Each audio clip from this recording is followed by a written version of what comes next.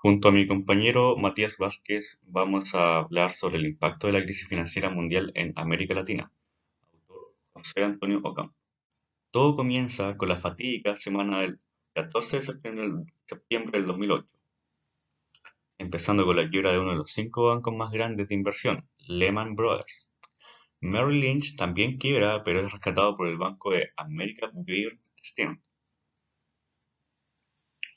Ocurre una venta forzosa de los activos principales del Banco de Ahorro y Efectivo Washington Mutual, uno de los bancos más grandes también.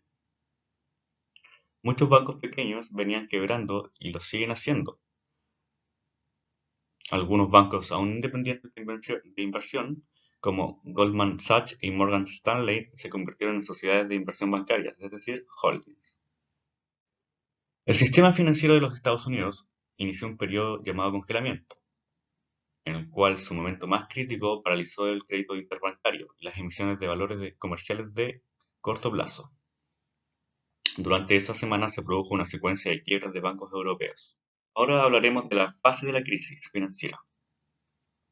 La primera fase fue marcada por un determinado deterioro del mercado de valores respaldados por hipotecas que se encontraban en poder de intermediarios financieros.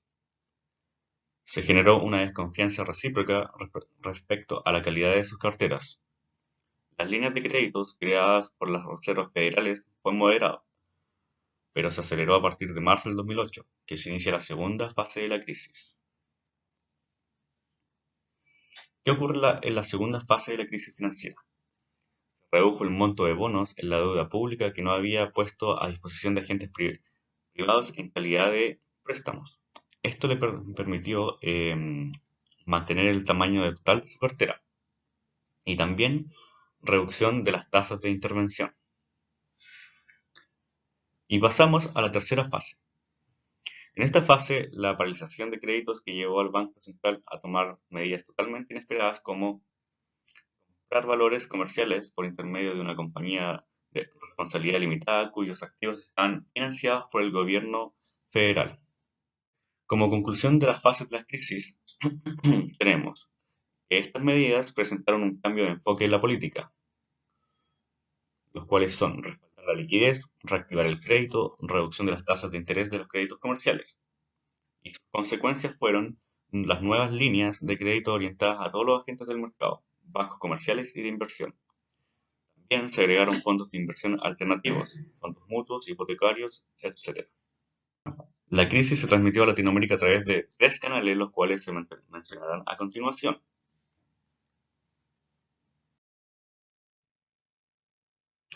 La primera son las remesas. Las remesas son los dineros que entregan a un país que son enviados por trabajadores que emigran a otro país por trabajo. Este venía en crecimiento hasta el año 2006. En los años siguientes ha aumentado pero a un ritmo más lento. La caída de la actividad constructora estadounidense fue el canal más importante de transmisión de la crisis de las remesas. Los trabajadores del sector de la construcción de viviendas son migrantes.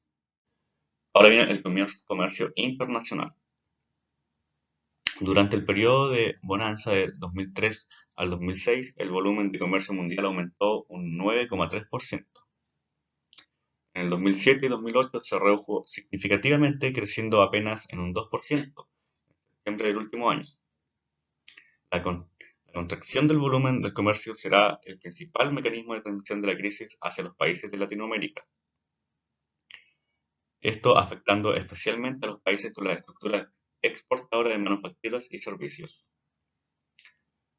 Esto viene a ser en menor proporción a los mercados energéticos y agrícolas.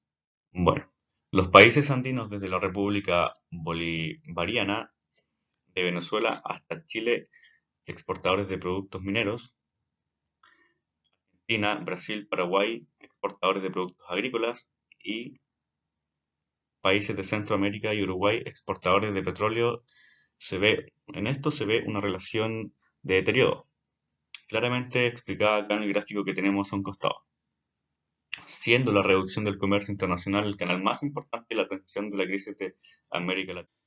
Corrientes de capital. Bueno, las corrientes de capitales fueron las formas de hacer frente a la situación financiera en América Latina. Estas mostraron tres cambios muy notables. El primero fue un aumento en los activos, en las reservas internacionales y en la inversión internas y externas. El segundo fue un cambio en la composición de los pasivos, el cual tuvo una reducción de endeudamiento y un aumento en los pasivos en las carteras accionarias. El tercero fue una inflación en los mercados accionarios. Y el segundo se mantuvo con emisiones muy inestables durante unos periodos que veremos a continuación. Aquí tenemos un gráfico de la emisión de bonos en los mercados internacionales, en el cual queremos resaltar desde mediados del 2006 hasta mediados del 2007, el cual en abril de 2007 fue su nivel más alto, pero también en ese periodo fue el más inestable. Podemos ver que acá en el octubre del 2006 hubo una alza, pero después una gran disminución para después llegar a su nivel más alto en abril del 2007. También el predominio de las empresas privadas aumentó un 70% en comparación a las del gobierno. En las corrientes de capital hubo una abundancia en los mercados financieros, la cual se transmitió en América Latina por tres vías diferentes. La primera fue una baja en la tasa de interés interna, la cual generó una reducción en los costos de financiamiento externo. El segundo fue una presión en el tipo de cambio. Y como tercero fue una inflación en los mercados. El colapso a mediados del 2008 paralizó los créditos de todo tipo y se produjo una salida de capitales, pero también hubo un aumento en los márgenes de riesgo en países como Argentina y Venezuela, hubo un tipo de cambios más sensible en países de Brasil y Colombia, y las economías menos afectadas fueron Chile y Perú. La vulnerabilidad de los países en Latinoamérica.